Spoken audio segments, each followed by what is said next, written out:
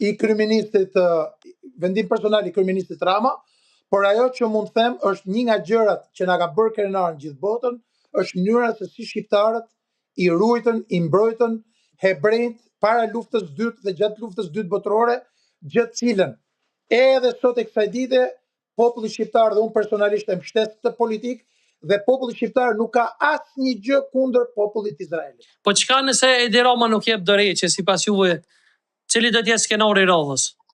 Skenari i radhës është pjesë e vendimeve të atyre që drejtojnë protestën, një pjesë e madhe e të cilëve unë jam në kontakt me ta, dhe sigurisht si në gjitha protestat e tjera, protestat pastaj në rast se nuk zbatohen me kokëfortësi nga një qeveri e cila nuk i ka sjell asgjë të mirë kombit, të paktën këto 14 vitet e fundit, pastaj do të provokojë një eskalim të situatës dhe ju e dini që fundi i diktatorëve është tashmë i njohur në të gjithë historinë botërore. Sipas informacioneve të mia nga njerëz të cilët janë pjesë e leadershipit të kësaj proteste, ka një mendim që data 2 korrik, e cila në fakt është një përsëritje e 2 korrikut të viteve 90, është e cila llogaritet dhe konsiderohet 2 korriku 26 si dita e ultimatumit fundit për çlirimin përfundimtar nga korrupsioni dhe nga anti-shqiptarët e rilindjes, e sektit të rilindjes. Atëherë sigurisht data 2 mendohet që mund të jetë fillimi i një metode ose një mënyre tjetër proteste e cila do të përshkallëzohet. Të gjithë diktatorët në ditët e fundit kanë tentuar të mos japin dorëheqjen. Fati i gjithë diktatorëve, të cilët janë treguar kokëfort ndaj popullit tyre, masi e kanë vjellur, e kanë shitur, e kanë shkatruar dhe e kanë qeverisur, dihet siç ta thash pak më parë, është i pashmangshëm dhe fuqia popullore është më e madhe se sa fuqia për mbrojtjen e regjimit. Ja, në fakt qeveria po i dëgjon shumë mirë, është e tmerruar, do ju përgjigjet. Ju e dini se si kanë përfunduar gjithë ata të cilët janë treguar kokëfort. Mesazhi është ju mbështesim në të gjitha, çdo ditë, unë të paktën kam 13 vite e gjys që i bëj opozit çdo ditë jetës time kundër qeverisjes anti-shqiptare të rilindjes së Edi Ramës. I mbështesim, keni mbështetjen tonë, keni mbështetjen e Amerikës, keni mbështetjen e Bashkimit Evropian, keni mbështetjen e Kosovës, të Iliradës, të shqiptarëve në të gjithë Ballkanin perëndimor dhe mbar botës.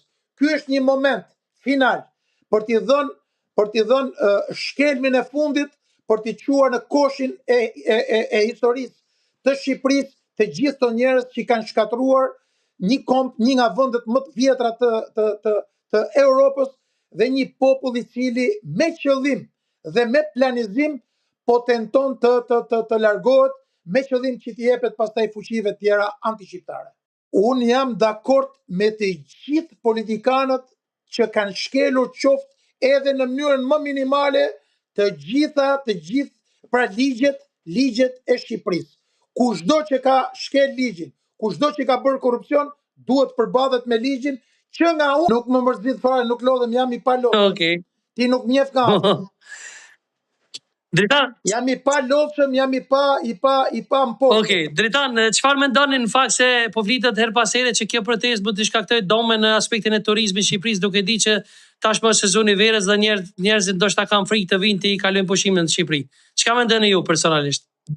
Kam 2 përgjigje për këtë. Spari është gënjeshtër, është narrative propagandës Ramës për ta shtyp, për ta ul, për ta shpërndar protestën. Ju e keni parë që të gjithë turistët janë bashkuar.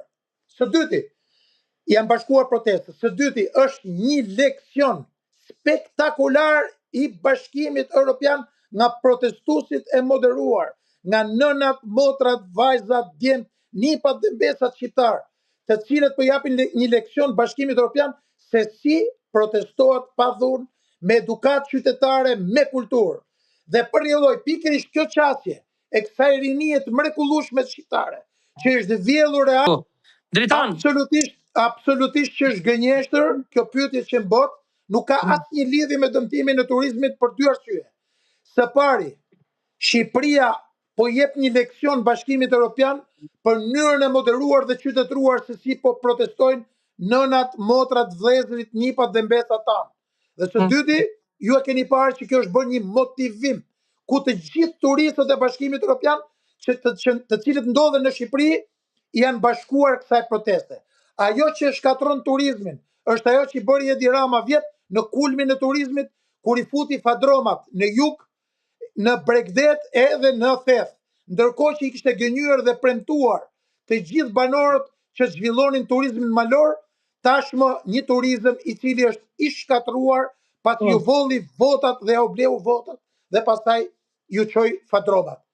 Dritan, a e pengon kjo futjen e Shqipërisë në BE, sepse në vitin 2030 Shqipëria do të jetë në BE. A e pengon kjo protestë futjen e Shqipërisë në BE?